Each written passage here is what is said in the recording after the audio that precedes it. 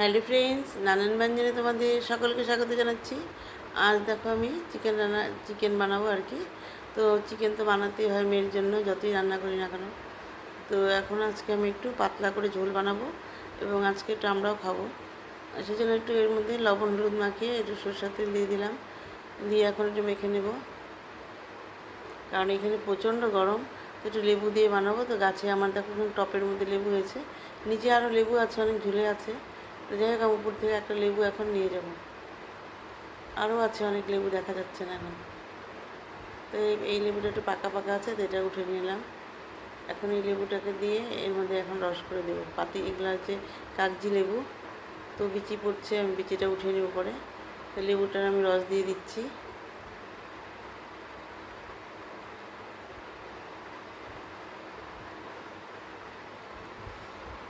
তো লেবুটা চিপে এইভাবে রসটা দিয়ে দিলাম, দিয়ে এখন বিচিগুলো ফেলে দিয়েছি। তো এখন এর মধ্যে দিয়ে দিব হচ্ছে একটু টক দই।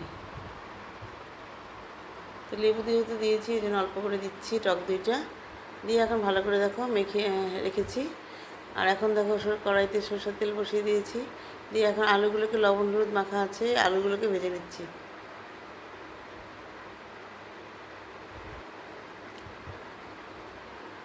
আজকে এত গরম, মানে মানে রান্না করাই মানে মুশকিল আর কি। তারপরে আজকে সানডে আমার মেয়ের একটা ক্লাস ছিল, সেই জন্য মানে আর বাজারে যে মানে আর যাওয়া হয়নি, মাছ আর আনা হয়নি। তো আমি আর আজকে রান্নাঘরে থাকা বহুত মুশকিল, সেই জন্য আজকে শুধু যে মাংস আর অন্যান্য তরকারিগুলো বানিয়েছি আর কি। তো এখন এর মধ্যে দেখো একটু দারচিনি, লং, এলাচ, তেজপাতা দিয়ে টমেটো দিয়ে দিলাম। টমেটোর বিচি ফেলে দিয়েছি, আর একটা ছোটো রসুনের টুকরো দিয়ে দিলাম।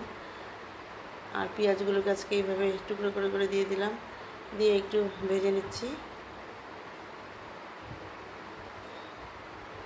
একটু ভালো করে একটু ভেজে নেব।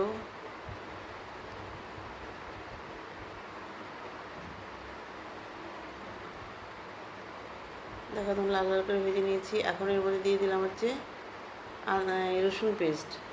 রসুন পেস্টটা দিয়ে দিলাম। রসুন পেস্টটা দিয়ে মিশিয়ে নেব মশলার সাথে। এখন দিয়ে দেব হচ্ছে আদা আর কাঁচা লঙ্কার পেস্ট। আদা কাঁচা লঙ্কার পেস্টটা দিয়ে একটু মিশিয়ে নিচ্ছি।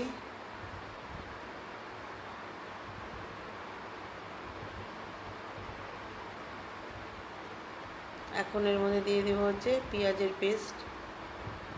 পেঁয়াজের পেস্টটা দিয়ে একটু ভালো করে মিশিয়ে নেব।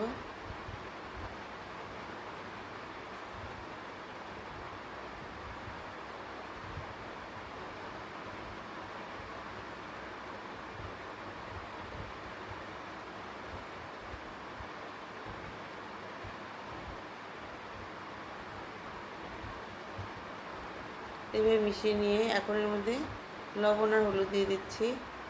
লবণ হলুদ দিয়ে মিশিয়ে নেব মশলার সাথে।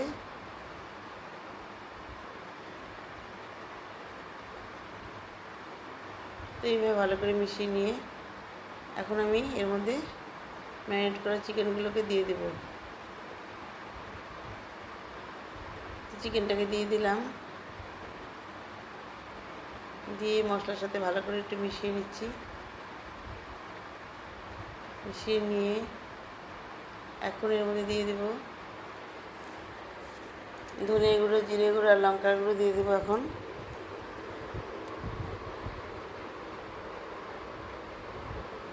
এখন ধনে গুঁড়ো, জিরে গুঁড়ো আর লঙ্কার গুঁড়োটা দিয়ে দিলাম, দিয়ে এখন ভালো করে মিশিয়ে নেব।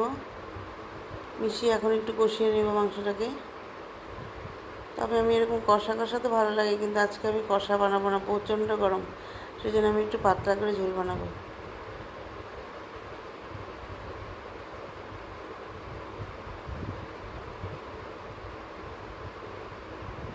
এখন একটু ঢেকে দিলাম, ঢেকে দিয়ে এখন এর মধ্যে আলুগুলো যে ভেজে রেখেছিলাম আলুগুলোকে দিয়ে দিলাম। আলুগুলো কিন্তু পুরো পুড়ে গেছে, কিন্তু আলুগুলো কিন্তু ভিতরে একটু শক্ত আছে, সেই জন্য এখন এইভাবে দিয়ে দিলাম। দিয়ে এখন এইভাবে মাংসের সাথে কষিয়ে নিচ্ছি। এইভাবে একটু ঢেকে ঢেকে কষিয়ে নেব। কষিয়ে নিয়ে তারপরে এর মধ্যে এখন গরম জল করা ছিল, গরম জলটা দিয়ে দিলাম। ওটা কিন্তু দারচিনি। এখন এইভাবে ভালো করে ফুটিয়ে নিচ্ছি।